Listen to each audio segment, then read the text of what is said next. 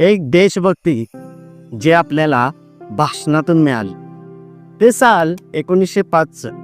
लाहोरच्या एका कॉलेजमध्ये प्रमुख पाहुणे म्हणून मोहम्मद इक्बाल यांना बोलवण्यात आले.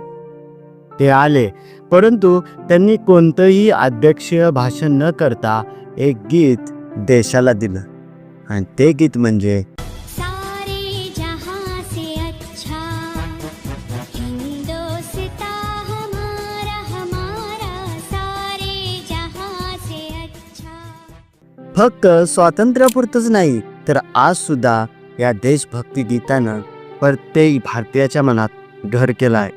15 ऑगस्ट असो, 26 जानेवारी असो किंवा एखादा राष्ट्रीय सण असो, ह्या गाण्याचे बोल कानावर हमखास ऐकायला मिळतात.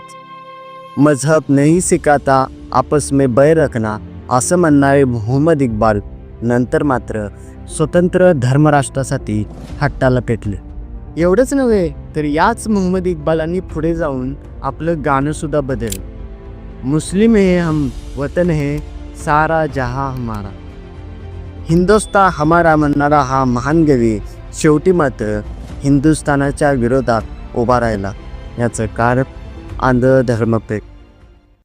आजची माहिती तुम्हाला आवडली असेल तर ही माहिती किंवा ह्या व्हिडिओची लिंक फक्त एका व्यक्तीला शेअर करा, ज्यामुळे भारताचा गौरवशाली इतिहास आणि अद्भुत संस्कृती सर्वांपर्यंत पोहोचेल. जय हिंद, जय महाराष्ट्र.